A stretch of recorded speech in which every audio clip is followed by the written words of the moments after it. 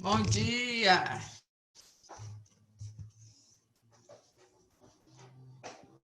E o áudio certinho?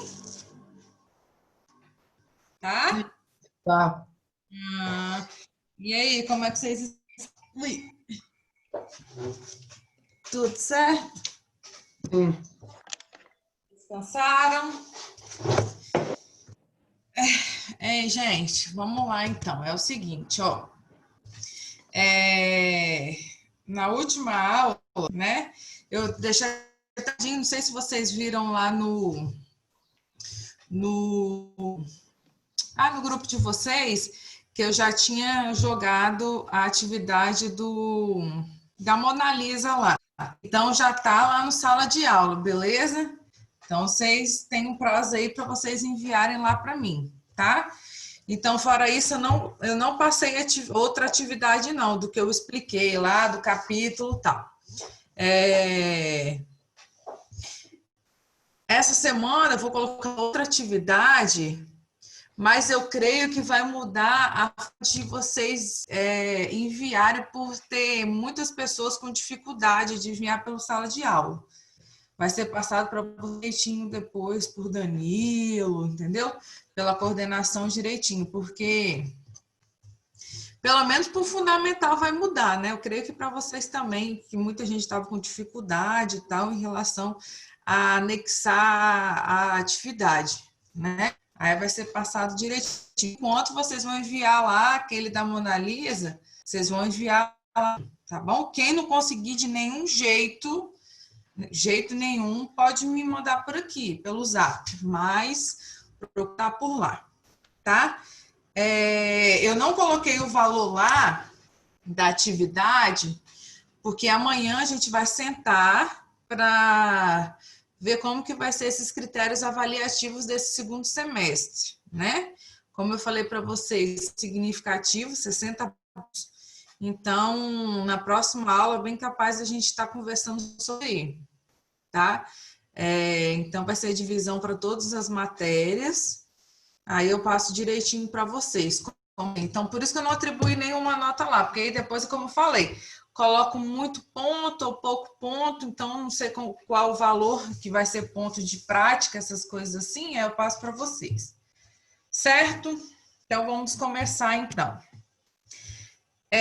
Lembra que o capítulo 14, eu fui no 13, comecei Renascimento, aí eu fui para o 15. Esse 14, depois, não vou falar hoje não, tá? Depois eu vou jogar uma atividade lá dele, não uma atividade para vocês montarem.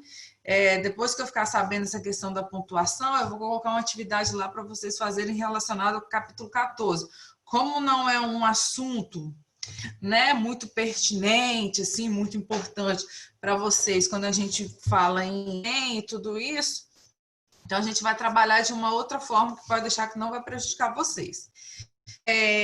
Eu vou dar continuidade aí a Renascimento, a gente não acabou então falar sobre Renascimento, o último capítulo que fala sobre esse agora, que a gente vai ver, certo? Que é o capítulo 16, tá? Então eu vou abrir aqui para a gente começar a falar um pouquinho, terminar, né? Terminar ele. Eu não passei tudo. Lembra que desde a primeira vez falar sobre Renascimento, fui passando por para não embolar a cabeça de vocês, né? Então a gente falou primeiro das técnicas que começaram, né, a ser inseridas no Renascimento, como os artistas, né, começaram a pintar, como os elementos aí primordiais da pintura, como eles começaram a construir a perspectiva, tal, né? A gente viu isso detalhado. Depois a gente veio tratando sobre a escultura, né? Na última aula a gente falou sobre a escultura, a arquitetura. E por último agora a gente vai ver documentos que vai ser sobre a música e o teatro, né? Então, o que não estiver entendendo, vocês vão falando e tudo mais. Na música, eu vou falar para você, não é algo de muito destaque. Tipo, vamos pensar em, né? sistemáticas, provas aí que a gente, né, externas e tudo mais. Isso é cobrado? Não. Eles falam, a gente falou, né? Eu vou falar de teatro, falei lá das técnicas de pintura, isso aí são elementos bem importantes. A música não vai ter esse destaque, né? Vai ser tão pertinente assim, mas como no livro vem tratando, a gente vai falar para vocês terem esse conhecimento.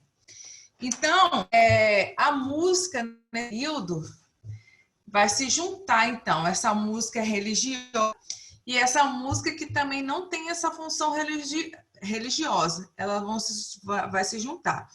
Então, as vozes até então, quando a gente falava em música, a gente pensava nas vozes e tudo mais, vão ser substituídas pelos instrumentos, né?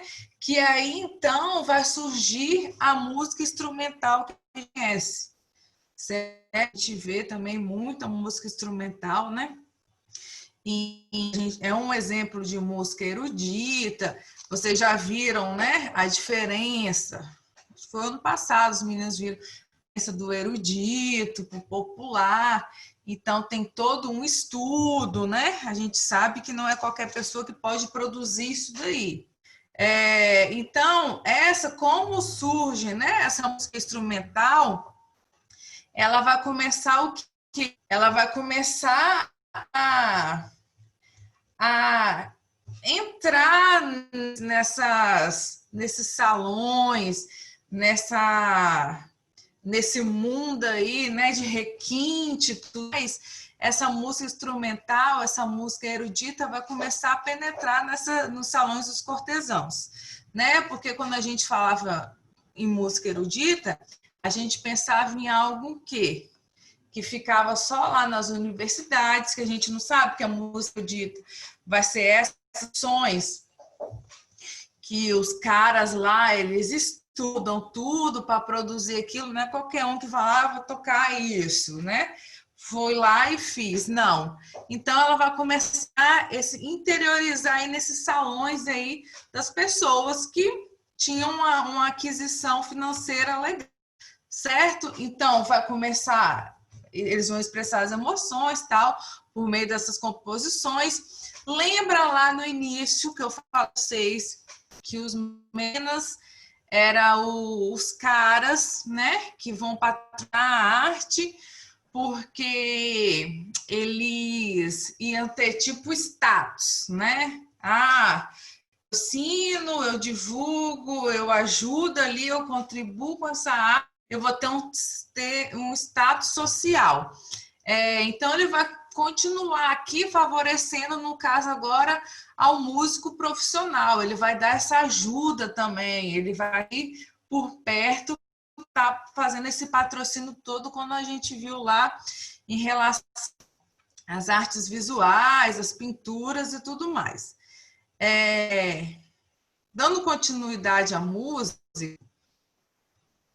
meu Deus, o negócio não passa, passou. A gente vai falar um pouquinho, então, o que é polifonia? Às vezes, quem, né, aí, né, que tem o contato com a música, algumas vou falar aqui, tem esse lado mais apurado, né, desses conceitos. Então, quando eu falo em polifonia, vai ser essa multiplicidade de sons, né?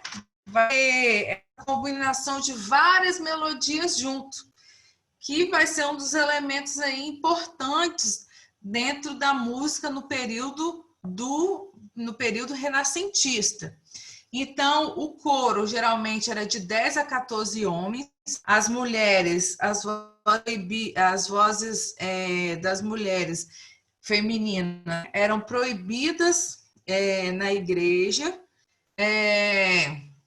Coloquei um pouquinho aqui dessa música religiosa, que era chamada, né, como moteto, que são 2 ou 3 vozes ou mais, né? Geralmente tem esse lado sagrado por trás.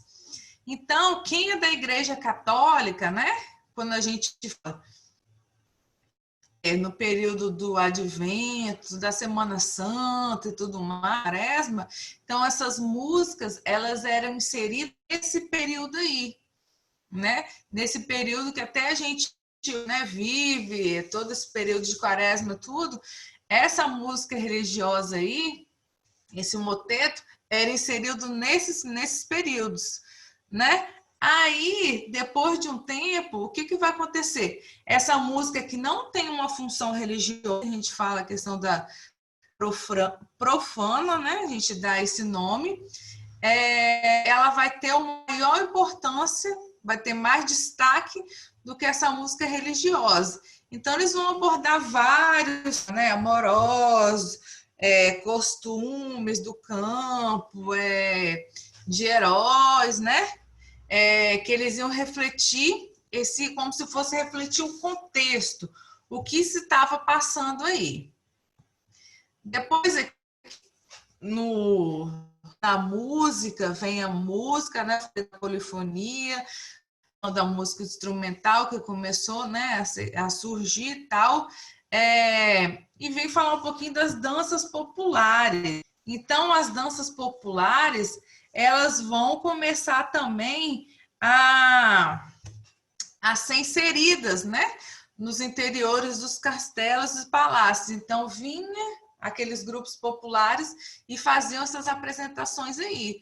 E ao ter contato, né, com essas pessoas, produzindo arte, dançando ali tudo, ia simbolizar essa riqueza, ia simbolizar o poder. Tudo que eles produziam, né, era algo planejado. As pessoas não iam se apresentar sem ter uma coreografia, sem ter estudado toda aquela dança e tudo mais. Realmente eram impares, né? Então, tinha essa diferença, diferenciação entre as danças bailadas pelas camadas populares e de cunho folclore e a da aristocracia. E tem diferença ainda, né? Nessas duas vertentes aí, tanto do que o povo produzia, né, essa dança popular, quanto, né, a aristocracia em si, o poder eles iam produzir. Depois aqui eu vou um paralelo para vocês, porque o que acontece? Quando a gente fala em música, lá na Idade Média, quem produzia vai ser quem realmente fazia parte da igreja, né? Quem estava lá nos monastérios, os monges e tal. Então, não tinha aquela pessoa que era qualificada para estar produzindo isso aí durante a Idade Média. Então, não tinha profissionais exclusivos para isso. Então, eles tipo, aproveitavam quem estava ali. Quando chega agora no Renascimento que a gente está vendo, já tem profissionais, né? Vai surgir esses profissionais, como eu falei para vocês, os mecenas vão estar por trás fazendo esses patrocínios para esses profissionais, né, qualificados e tudo mais, e eles passar a ser remunerados. Então, é aqui nesse período que vai capelas, quando a gente fala em capela musical, que tem essa produção, esse mestre da capela. Eu, com a imagem aqui, uma relação, uma articulação com a arte contemporânea. Rosa, o que é isso daqui? Eu não sei se vocês já viram falar no Instituto Inhotim, lá em Brumadinho, em Minas. É um museu de arte contemporânea, né, em meio à botânica. Então, ele é espalhado assim, tem arte no lado externo, tem arte no lado interno do museu. É muito bonito, muito legal esse Museu de Arte Contemporânea lá em Minas, lá em Brumadinho. Na época também que aconteceu aquilo tudo em Brumadinho, não chegou, ficaram doidos assim, pingar aquela lama toda até o instituto e destruir tudo. Mas, graças a Deus, não teve a destruição toda não chegou até lá, mas foi um desespero danado, que quem estava dentro, quem estava visitando, né, o museu tal, aquela correria, tudo, mas graças a Deus não aconteceu nada, está intacto lá o museu. Mas, enfim, o que é isso daí? Aí é um tipo de arte chamado de instalação. Então, o que é, Rosa, instalação? Instalação é um tipo de arte contemporânea, vocês vão ver, é conteúdo do segundo ano, dá uma resumidinha aí, porque é o que está aí para vocês falarem, que tipo de arte é essa daí? Então, a instalação, para ser instalação, nós, espectadores, temos que interagir, participar. Rosa, então como as pessoas participam aí? Então, como eu falei para vocês, são 40 alto-falantes. Falo de polifonia, o quê? Várias melodias, vários sons juntos. Então, o artista fez essa instalação, a proposta dele é o quê? Cada caixinha dessa daí sai uma voz. Então, Rosa, se eu quiser, então, interagir, eu vou fazer o quê? Eu posso ir do lado de cada caixinha escutando. É uma voz, cada uma é uma voz diferente. Quando eu sento ali no meio, não sei se vocês estão vendo o banquinho ali, quando eu sento no meio, é a voz de tudo junto, esse conjunto todinho, que vai dar uma orquestra, certo? Então, ele produziu isso daí, quando se junta, né, vai dar todo esse arranjo de todas essas vozes cantando. Então, é bem interessante. Então, por isso que eu falei que é uma instalação. Ele vai agir, se quiser, com cada caixinha ali, você vai passando e ouvindo uma voz ali. E quando chega, não vai mostrar esse conjunto total. É bem interessante. Então, fala um pouquinho dessa questão da polifonia, né? Dessa obra polifônica. Beleza? Então, isso aqui é algo recente. Deixa eu ver qual. 2001 de produção, não tão recente assim, 19 anos. Vocês nem eram nascidos, né? Essa instalação que eles estão lá no Instituto Inhotim. Beleza? Então, a gente vai finalizar música. A gente vai ver um pouquinho a questão do teatro. Então, quando a gente fala em teatro nesse período, vai ser, sim, o auge, né? Então, alguns estudiosos, eles vão falar o quê? Que o Renascimento foi considerado a idade de ouro do teatro europeu. Então, geralmente eles falam, né? Essas produções, essa expansão toda foi ocorrida, deve-se principalmente ao crescimento dessas cidades e tudo mais que ocorreu nesse período. Então, aqui eu coloco um pouquinho para vocês de alguns nomes de destaques desse período. Na produção deles, lembra que quando eu comecei Renascimento, eu falava nessa influência lá nos clássicos gregos. Então, vocês viram muitas produções deles, né? Seja na pintura, lá na escultura, né? Alguns temas que eles produziam era voltado lá para essa inspiração lá no greco-romano. Então, aí tem alguns nomes que vocês já até viram em algumas disciplinas, né? Essa interação aí do Maquiavel, né? Deixa eu ver aqui no chat. Não, só estão colocando a questão da presença mesmo. Achei que alguém estava perguntando algo. O Gil Vicente, que eu creio que vocês viram também, né? Falando sobre ele lá. Então, lá eu falei Maquiavel na filosofia. O Gil Vicente, se não viram, de repente vão ver na literatura, né? Dom Quixote. E o José de Anchieta, creio que vocês viram, ou irão ver, né? Na história, certo? A questão do padre que fazia a catequização dos índios, tal, através do teatro, enfim. Quando eu falo nesse período, a gente vai pensar, então, que o teatro vai ser algo mais popular, né?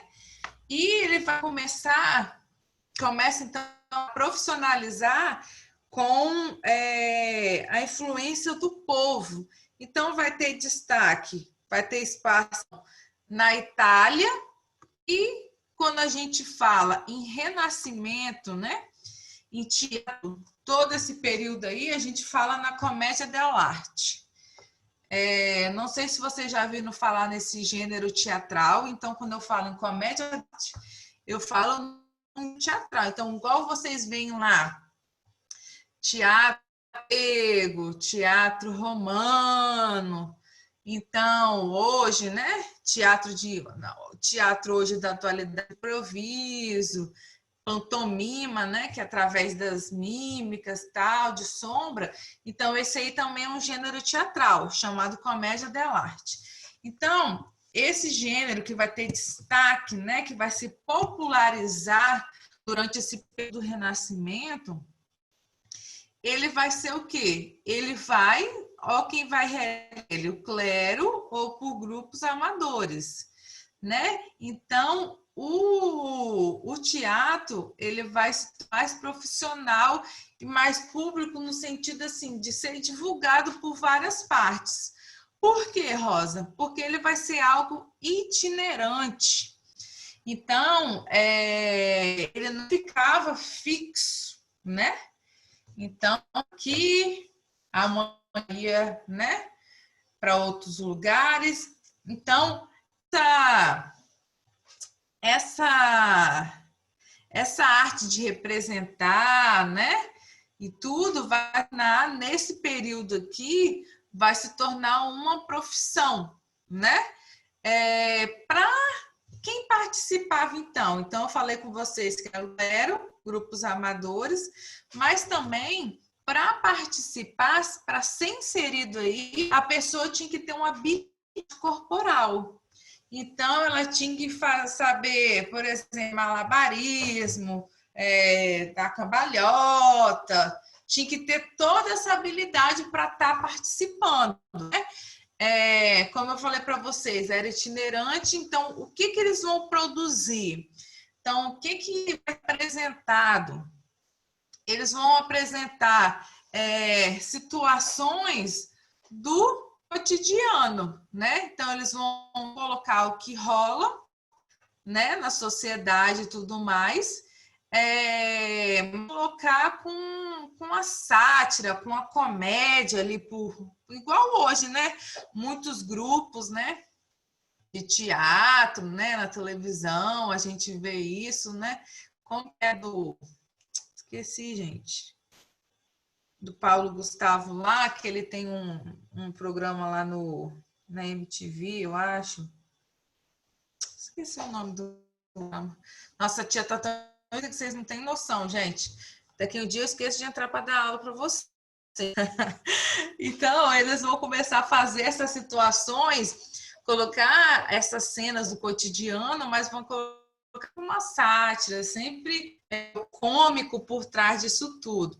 Então, vai ter, quando a gente fala teatro no geral também, a gente fala muito a questão da improvisação, né? Utilizam, porque a gente sabe que, por exemplo, quando eu falo lá em cinema, teledramaturgia, a gente pensa em algo que é tudo gravado, então errou, foi lá, voltou, tal. No teatro, não. O teatro sempre vai ter um elemento primordial no teatro, é ter essa improvisação. Então, eu fui lá, vou lá falar, esqueci minha fala. Eu vou já colocando outra coisa ali, e a pessoa que está ali interagindo, atuando comigo, vai ter que entrar nessa sintonia comigo, mudar a fala também, enfim, ter esse improviso. Então, as características primordiais da comédia dell'arte é essas que vocês têm que saber, então, que fazia para participar, ter essa habilidade, eles vão colocar, então, essas criações, vai mostrar essa cena do cotidiano com situação cômica. Então, quem participava era o clero, mas era tipo assim, eu vou ser sumiu a palavra, gente. O Pantaleão, né? É um artista desse, um personagem da comédia dell'arte. Então, se eu começo como essa figura aí, sendo ele, eu vou ser até o final. Não tem essa troca. Não tem essa troca de funções de artistas em si, certo? Do ator. Então, se eu tenho um personagem, esse personagem vai ser até o final, eu vou sempre produzir, todas as peças vai ser imagem. Então, aqui eu coloquei uma imagem. Esses filmes que a gente assiste de época sempre passam muito sobre a comédia dell'arte, né? Esses artistas aí fazendo essas produções e tudo. Sempre nesses filmes de época tem muito. Aqui eu coloquei um pouquinho, né, sobre esses personagens do período. Então, eu coloquei sempre os trajes dele, trajes bem alegres, bem chamativos, né? Como se fossem trajes carnavalescos mesmo. Então, como eu falei para vocês, essas características próprias sempre era o mesmo, tinha aquela mesma função, não se mudava. Então, Arlequim, que a gente vê no carnaval, né? Colombina, tudo nessa comédia dell'arte. Então, às vezes a gente vê marchinha de carnaval, essas músicas, Arlequim, Pierrot, Colombina, é tudo desse período aí. Então, eu coloquei para vocês aí quem era o Arlequim e esse coloridinho, tá, gente? Era o palhaço, né? Esse palhaço atrapalhado, esse servo, né? Que é o bobo da corte, certo? E o Pantaleão é esse outro vermelho, né? Rico, conservador e tudo mais. Se vocês perceberem, uma das características muito marcantes desse período aí, do Renascimento, são as máscaras. Então, eles usam muito as máscaras. A mulher, se você percebeu, eu falei da Colombina, então, tinha a presença da personagem feminina, né? Mas lá, lembra, no teatro grego, quando surge, não tinha, as mulheres não podiam participar, então eles iam utilizar o quê? As máscaras para papel feminino, lembra? A utilização de máscara nesse período lá do grego, aqui não. Aqui as mulheres podem participar, uma característica marcante é eles utilizar essas máscaras aí, bem chamativas, tudo sempre para chamar muita atenção. Então, basicamente, a comédia dell'arte é isso daí, certo? Se vocês ouvirem falar, é isso daí que a gente conversou, trocou essa ideia. E, por fim, capítulo 16, vem falando do teatro elisabetano. Elisabetano tem a ver, Elizabeth, tal, sim. Então, elisabetano vai ser esse teatro renascentista inglês. Então, vai ser um marco aí no teatro ocidental. Então, tornou-se, né? Ficou esse nomezinho aí, elisabetano, porque foi durante esse reinado da Rainha Elizabeth, que eu coloquei a data aí para vocês. E a gente fica muito atento à data, só para vocês entenderem um pouco. Então, o que eles faziam? O que eles vão produzir lá? Então, quando eu falei lá na Comédia dell'arte, eu falei que eles produziam cenas do cotidiano, colocando essa sátira, né, esse cômico por trás ali, né, nessas peças, no que eles apresentavam tal. Aqui eles já vão misturar muito o cômico e o trágico, né? Vão mostrar literatura, mitologia, mais em suas produções. Então, eu vou falar um pouquinho, resumir um pouquinho o que foi esse teatro elisabetano. Então, a profissão, então, de ator vai ser ainda mal vista, né? Nesse período aqui, vai ser como fala assim, o cara é ator, então ele é vagabundo, não faz nada, é um à toa, como a gente fala hoje, né? Então, um nome que vai ter muito nesse período é um nome que conhecem, vai ser o William Shakespeare, certo? Então, aí nesse dramaturgo, escritor, é um nome que vai ficar marcado até hoje. Por quê? Em suas produções, vamos lá, Romeu e Julieta, Hamlet, né, que são vários nomes aí, uns nomes que têm destaque, né, nas obras dele, ele vai escrever, são peças teatrais, mas que vai estourar, ele vai colocar algo, tipo assim, qualidade ali na obra que isso vai estourar. Então, vai estourar, não vai ficar só em peça teatral, né? Vai muito disso daí que vai chegar ao cinema. Então, quem não assistiu, né? Tiver oportunidade, estiver em casa, né? Meio que de bobeira, tal, assistam Romeu e Julieta. O filme é lindo. Meninas, vocês que gostam de romance e tal, às vezes os meninos não gostam muito, mas vocês não gostam, falam que não gostam e tal, né? Mas o filme é lindo. Não sei, assistiu aí Romeu e Julieta? Ninguém assistiu? Já assistiram? Não. Nunca Não? assisti, não. Então assistam, gente. O filme é Mas tem lindo. filme ou é Tem, você teatro? jogar. Depois lá no grupo de vocês, o link do YouTube, tem ele no YouTube, assim, porque tem várias versões de Romeu e Julieta, né? Tem uma com Leonardo DiCaprio, da minha época. Nossa, era apaixonada por Leonardo DiCaprio, né? Hoje Leonardo DiCaprio nem fala tanto dele, né? Mas era o auge, era Leonardo DiCaprio. Então, eles fizeram essa versão com Leonardo DiCaprio, que é linda, e tem uma mais recente, que o Romeu é um gato, né? Meninas, o Romeu é um gato. A menina também é bonita, a Julieta, mas o Romeu é um gato. Então, se estiverem de bobeira aí, assiste, que não é aquele filme assim. A Rosa tá falando, é filme de época, chato, que às vezes a gente fala, né? Filme de época é um tédio, né? Mas esse é um filme muito massa, muito bom. Não vou falar, não vou contar, senão perde a graça. Mas assistam, na próxima aula a gente troca uma ideia e é muito bom. Então, a atividade dessa semana, então, assistir Romeu e Julieta, hein? Depois eu vou perguntar a vocês, hein?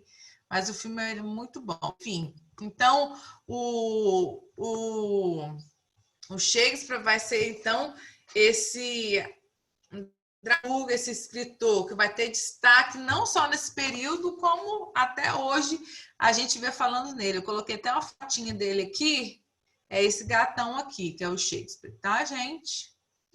Vamos lá. Então, continuando, ele vai construir o The Globe, que vai ser um teatro, né? As pessoas, então vai ter esse incêndio, ele vai reconstruir depois. Não tinha muito cenário nesse tipo de teatro aí, os recursos eram bem poucos, né? As pessoas ficavam todas de pé. Como ele não era tampado, gente, ó, deixa eu colocar ele aqui. Ele não era tampado, então a maioria das apresentações, né, teatrais acontecia no verão, porque olha lá onde que tem o palco, onde que as pessoas ficam, em sua maioria é nesse lugar destampado. Então, era apresentado mais no verão, que não tinha, né? Não tinha chuva. Também para finalizar aí, muito período, né? Nesse período, muito período de pés, né? De doenças, surtos de doenças. Então, também tinha esse lado negativo aí, que tinha esses surtos de domingo, que paralisar também essas apresentações. Então, basicamente, o teatro elisabetano, ele vai falar um pouquinho disso daí. Então, se você for lá ler Shakespeare, gente, vai ter várias, né? Hamlet também virou filme, né?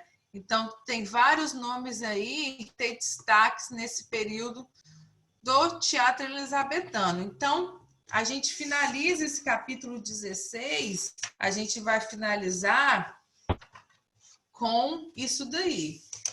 Rosa, então lembra que eu conversei? Deixa eu abrir aqui, deixa eu sair aqui da explicação. Vamos lá, então, como a gente vai fazer. Eu vou olhar, né, essa reunião que a gente tem amanhã, para a gente ver essa distribuição de notas, e eu ver como que eu vou avaliar, por exemplo, o Renascimento, vou dar uma folha de atividade, um formulário, Google Forms. Então, a partir dessa conversa de amanhã, dessa distribuição, aí eu vou passar para vocês. Ó, gente, vou passar um formulário do Google Forms para a gente treinar, para ver se vocês entenderam. Ah, Rosa, e as atividades aí do livro? Gente, pode fazer? Pode. Depois, se tiver dúvida, a gente tirar a dúvida e tal. Mas, igual até o momento aqui, essas atividades aqui, eu cobrei só a primeira, né? Para vocês mandarem lá no Google Sala de Aula, só do capítulo. As outras eu não cobrei, né? Cobrei só a atividade da Mona Lisa, não cobrei a atividade do livro. Então, Rosa, quero fazer para treinar. Beleza. Pode fazer, mas eu não vou cobrar para vocês me enviarem. Certo? Então, a única coisa que eu vou jogar lá, vou jogar hoje, que eu estou mentindo, semana aí, é a atividade do capítulo 14, que eu vou mandar vocês irem em aula. Certo? Que também não vai ser essas atividades aqui, não. Vai ser algo à parte. Aí eu vou ver quanto que vai estar valendo tudo para ir. Ó, vale tanto, gente. Faz lá. Tá? Muitos já enviaram um trabalho lá da Mona Lisa, mas tem gente ainda, hein? Tem um prazinho aí maior, mas não deixa para cima da hora não, como a gente tinha conversado, para ficar tudo acumulado. Então, quando vocês estiverem de bobeira, assiste o filme lá, depois vocês me falam. Se não for muito bom, tá? Se não fosse bom, não estava indicando para vocês, não. Não é chato, não é cansativo fazer uma pipoquinha nesse friozinho tão tarde. Eu vou jogar o link do YouTube, aí você lá no grupo de vocês agora, vou jogar logo agora. Aí vocês assistam à tarde, vocês vão se amarrar, vão gostar muito, é muito bom. Beleza? Querem perguntar alguma coisa? Uma dúvida? Não? Tá tranquilo? Tá? Então, basicamente, não vou ficar enrolando vocês, não. Falta 5 minutinhos para acabar a aula. Eu falei tudo que foi planejado, todas as atividades, então vocês podem dar uma descansadinha para a próxima aula que vocês vão assistir aí. Então, qualquer coisa, a gente vai se falando. Eu vou jogar o link agora no grupo de vocês lá do filme. Depois vocês me contam o que vocês acharam, tá bom? Bom, eu já assisti umas 20 vezes e não canso de assistir. É muito, muito bom mesmo, tá? Então, beijos. Boa semana para vocês. Fiquem com Deus. Oi, Maria. Maria Luísa, quer falar? Não? Então, beleza. Beijos. Fiquem com Deus. Tchauzinho, tá? Boa semana. Todo mundo colocou o nomezinho na lista? Show, então. Deixa eu colocar aqui.